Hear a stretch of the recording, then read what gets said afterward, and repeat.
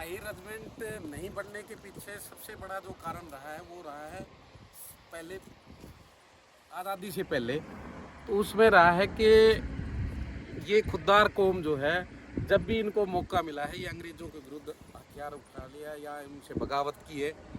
और इसलिए अंग्रेज़ों ने कभी भी अहीर कौम को संगठित नहीं होने दिया।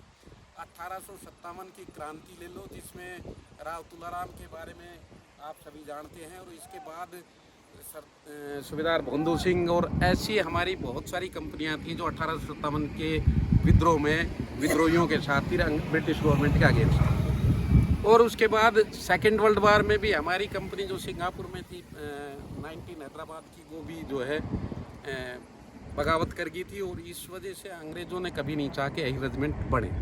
इसलिए जो 19 हैदराबाद थी उसको तोड़ के, जब पहले ये था कि भाई तीनों कौम उसमें थी, जाट कम्युनिटी, अहीर और कुमाऊनी, तो तीनों की अलग रेजिमेंटें बननी थी। लेकिन वो सेकेंड वर्ल्ड वार में हमारी जो कंपनी विद्रोहियों के साथ शामिल हुई, उसकी वजह से इन्होंने कुमाऊँ और जाट रेजिमेंट तो बना दी, लेकिन अहीर रेजिमेंट नहीं बनाई। अब बात आती है आज़ादी के बाद की बात। आज़ादी के बाद भी इस तरह के सिस्टम में जिन कम्युनिटी का वर्चस्व था, उन लोगों ने नहीं चाहा कि उनका जो रिप्रेजेंटेशन है आर्मी में कम हो। लेकिन उस सब के बावजूद भी खासकर इस अहीरवाल क्षेत्र को इसलिए नहीं महसूस हुआ क्योंकि हमारे यहाँ जो पहले भर्तियाँ होती थी वो अहीरवाल के नाम से होती थी। और वो जो 22% के लगभग जो हमारी भागीदारी थी वो तकरीबन, और अहीरवाल क्षेत्र का मतलब था रेवाड़ी, महेंद्रगढ़, गुड़गांवा और झज्जर और चंपाटो, फलवल, ये एरिया अहीरवाल के नाम से था, यहाँ भर्तियाँ होती थी। तो हमें ज़्यादा इसलिए महसूस नहीं हुआ कि हमें लगभग वो हिस्सा हमें मिल जाता था। दुर्भाग्यवश जो हमारी कम्युनिटी के डिफेंस मिनिस्टर हुए मुलायम सिंह यादव, उस समय पे उन्होंने अहीरवाल शब्द को हटवाकर अहीर करवा दिया और जनसंख्या के हिसाब से वो वैकेंसीज डिस्ट्रीब्यूट होगी, जिसकी वजह से हमारी भागीदारी 1-2% के आसपास आ गई। और अब कई बार ये पूछा जाता है कि अहीर रेजिमेंट की आवश्यकता क्या हो, क्यों है? तो आवश्यकता इसलिए है कि फौज का हमारे बच्चों के रोजगार में और हमारे आत्मसम्मान दोनों बातें हैं। और रोजगार के साथ साथ जिस एरिए में फौज की भर्तियां ज़्यादा है, ज़्यादा एम्प्लॉयमेंट जहां मिलता है, उनकी प्रॉस्पेरिटी में उनका बहुत बड़ा योगदान रहता है।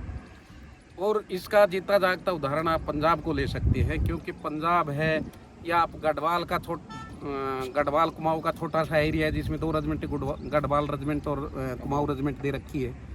और इसी तरह से पंजाब की प्रॉस्पेरिटी के बारे में मैं बता रहा था कि किस तरह से वहाँ के बच्चे जो फिट फॉर हैं वो लगभग भर्ती हो जाते हैं।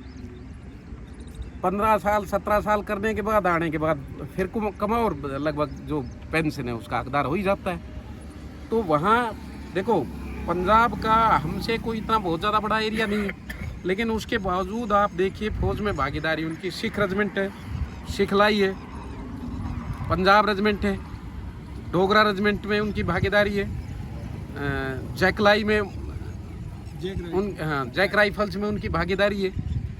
तो उन लोगों की भागीदारी अगर हम देखते हैं, उसके साथ साथ आपकी आर्टिलरी और आर्मर्ड में भी उनकी भागीदारी सबसे ज़्यादा है।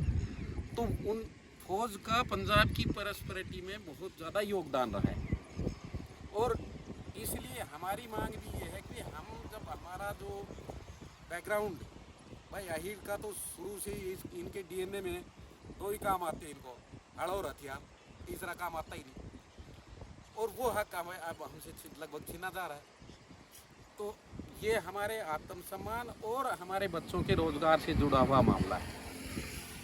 और अब शुरू में हमारे कुछ जुझारू साथी ने इस मुहिम को आगे बढ़ाया, और आज हमें लग रहा है कि जिस तरह से जागरूकता लोगों में आई है, तो वो दिन दूर नहीं है कि जब हमें अहीर रेजिमेंट मिल जाएगी।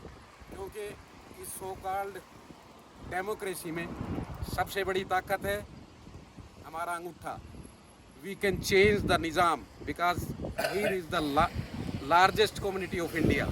और जिस दिन हम संगठित होकर एक तरफ हो जाएंगे, कोई भी हो, जो भी निजाम दिल्ली में तख्त पे बैठेगा, उसको हमारी बात माननी पड़ेगी। Otherwise we have the power to change the निजाम। जय हिंद। वोट वही पाएगा, रेजिमेंट बनवाएगा, वोट वही पाएगा, रेजिमेंट बनवाएगा।